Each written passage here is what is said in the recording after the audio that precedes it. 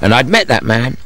Some said the world's greatest living philosopher, the man who devoted his life to studying the self. I think the early Buddhist view was largely that much or most of the misery of human life resulted from the false view of self. We take the simplicity of the concept I and of the self, and we just read it into reality. Derek Parfit of All Souls, Oxford, as I hear it, it was like this. He used to clock in every day for 14 years, but all he seemed to do was just go into his room. I mean, the hope was he was thinking, but it became a bit of a scandal. People said, well, shouldn't Derek actually do something? I mean, shouldn't he meet a student in the older lecture? I don't know. Anyway, someone was dispatched to tell him the thinking, and he said, oh, all right. He said, I'll write a book. A year later, he came out with this, Reasons and Persons. Apparently, this puts him up there with the big uns, you know? I don't know, Plato, Kant, Nietzsche, Heidegger. All that remained was for me to go and see him. Buddha said, "O brothers, there are actions and also their consequences, but there is no agent. There is no individual, it is just a name given to a set of elements." So that, on that view, what we have to realize is that we don't exist. Well, that's unnecessarily paradoxical. We do exist, but I think what we need to discuss is not whether the self exists at all, but what kind of thing it is. But what kind of thing is it then? Well, the main debates have all been about the question, what makes it true that it will be me who still exists, say, in some time in the future? Or your example, what made it true that it was me who had that experience that I remember having? And there are many different views. Perhaps the quickest checklist would be, some people think it'll be me so long as there's the same body, that I'm really this body. Yeah. Others think, no, I go where my brain goes, and so they think that if my brain was successfully put into someone else's empty skull, I would wake up in that other body. Now that's one disagreement, what would happen there. Others think that what I essentially am is a soul, and so my soul could, say, be reincarnated in a different body, or my soul could go to heaven even if my body is destroyed. And then yet others appeal to memory and other psychological characteristics. On this view, if there'll be someone who'll remember these experiences, then it'll be me. So those are the four most obvious contenders there. So what made me wake up as me was one of four things. It was either my soul, my body, my memories, or my brain. But how was I to decide which one I believed in? It's in imagined cases that these different views start disagreeing. I mean, I've mentioned one already, a brain transplant. Suppose each half of your brain is successfully transplanted into the empty skull of, let's call them your identical twin siblings, so that the body is exactly similar. Well, two people would wake up. Each of them has half your brain, seems to remember living your life, is psychologically just like you. What happens to you? Now, some people say, well, it's death, you cease to exist. I think that's the right way to describe it.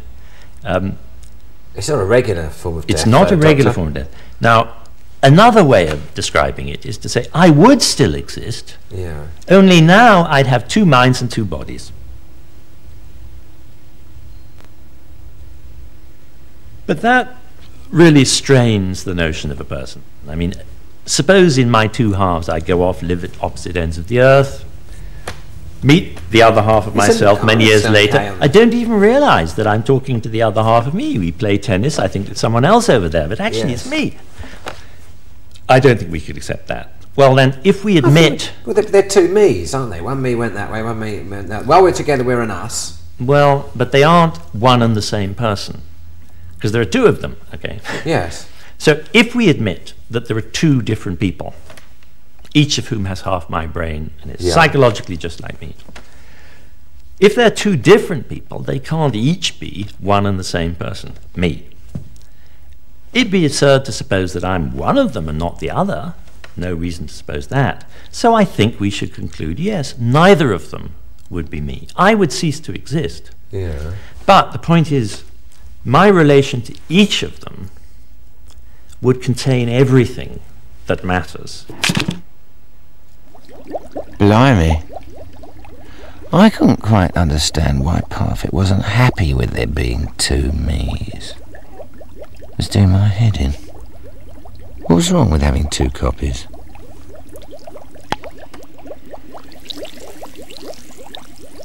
We can take one of the standard science fiction cases, we're called teletransportation, in which you imagine what happens. You go into a cubicle on Earth. Yeah. A scanner maps the state of all the cells in your brain and body, Yeah. destroying your brain and body while it does it.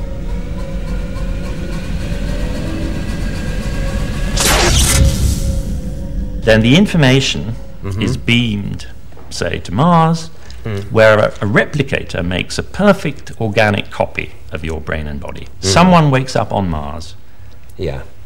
thinking he's you, exactly like you in character, memory, and Yeah. everything. Yeah. Now, many people think that teletransportation is just the fastest way of traveling. You travel at the speed of light. Yeah.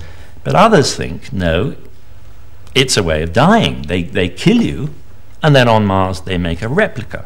They make someone who's exactly similar, but won't be you. Yeah. Now, many people assume that it is just a way of traveling. I mean, they follow Star Trek and so on. I think it's not too hard to show that you're making a mistake if you think, oh yes, it would be me waking up on Mars. Yes. And one way of bringing that out is to take what I call the branch line case. Suppose I enter the cubicle again on Earth, Yeah. press the button, nothing seems to happen. Yeah. I walk out, what's gone wrong? Isn't working. Technician says, we've been having some trouble, he says, with these machines. Yeah. Though it records your states accurately, it damages the bodies that it scans. In a few days, I'm afraid to say, you'll be dead. But don't worry, you on Mars will take up where you leave off. Your book will be finished, your children cared for, all your ambitions will be fulfilled. Excuse me, I think something's gone wrong with your machine. Yes, sir. I'm very sorry. There has been a mistake. Mistake? But you have actually traveled to Mars. That's not me. It's just a large television screen. No, sir, that's you. I'm still here, miss. On Earth. No, there has been a mistake and there has been a delay, but you're going to be destroyed anyway in 4 minutes. But everything is fine. You have traveled to Mars. Thank you. Look, I just wanted to say that. If I was in his shoes, it wouldn't matter to me that my copy on Mars had all my memories. I would still be going to die. This was a serious blow to the idea that I was my memories. The fact that my replica has all my memories and is in every other way just like me psychologically, that isn't enough to make him me.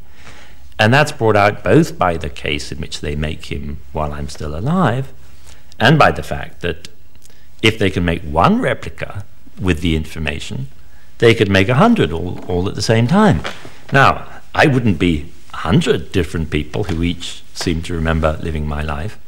I wouldn't even be 2 of them, but 100 is clearly too much. Yeah. So memory doesn't, in that sense, guarantee identity.